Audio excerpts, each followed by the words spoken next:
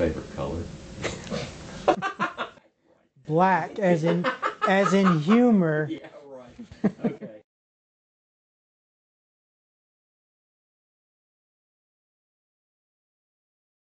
I could write a science fiction. I've written some science fiction stories.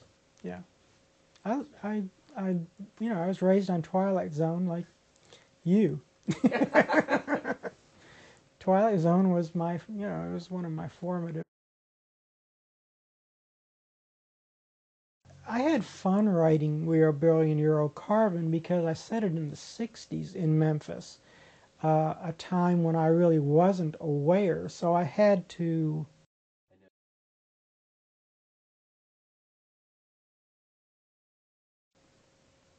I personally think the novel is the highest achievement of artistic man.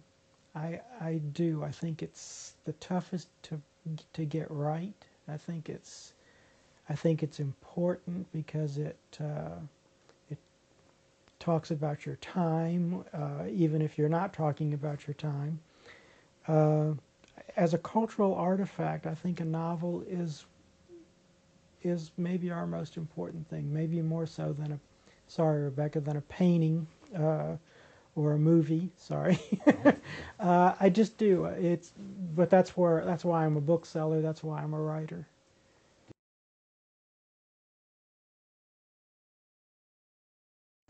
From the Brautigan book, I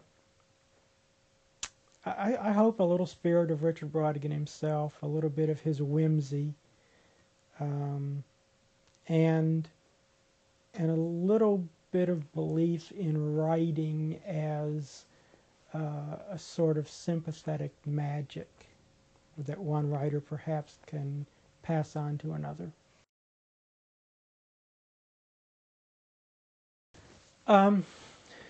Brautigan came to me at an early age, in my teens and early 20s, an age when you're just sort of forming your literary opinions and your literary style, if I have a style.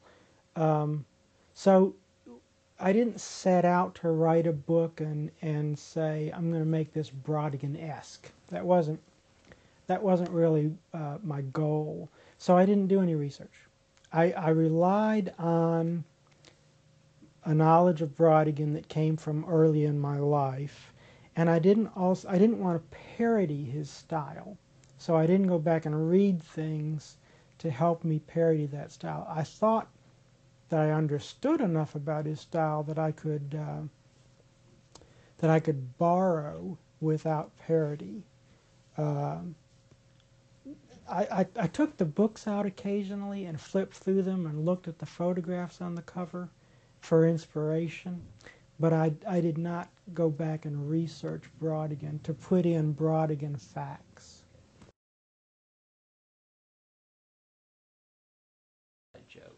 No, because the main character is the focal point of the book. He's a sort of bad young poet living in Oklahoma City, which he thinks is this nondescript shitbox city, and he's visited by a writer he reveres. That's the idea, who is dead. So it's his story. It's the young writer's story, not Richard Brautigan's story. There are Brautigan-isms in the book, and there's a bit of his surrealistic style that I borrowed, but you don't have to know him to enjoy it, I hope.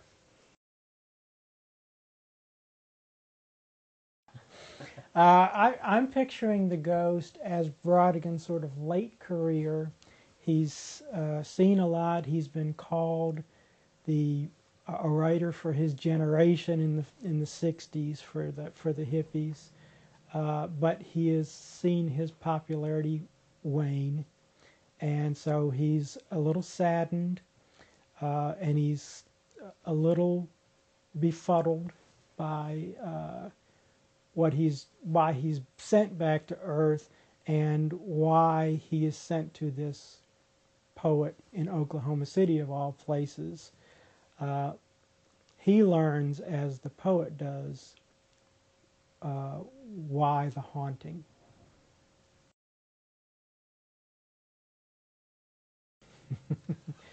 No.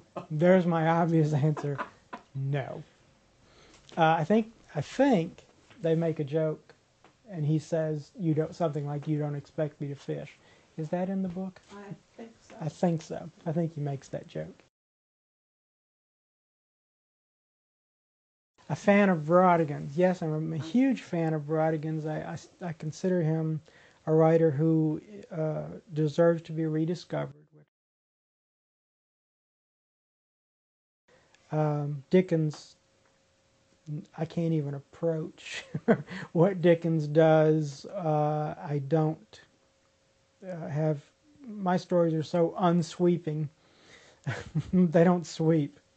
Battle of the Two-Town Moors comes closest to being Dickensian because it has a cast of characters so long I had to list them on 2 pages so you could follow.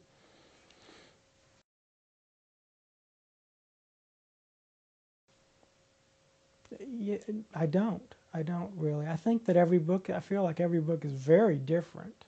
And I don't write from a theme. If someone tells me my book has a theme, I'm happy to to agree with them. That, oh, it's deep enough to have a theme. I'm always surprised. But no, I don't. I don't set out to say I'm going to write a book whose theme is. I just don't think that way.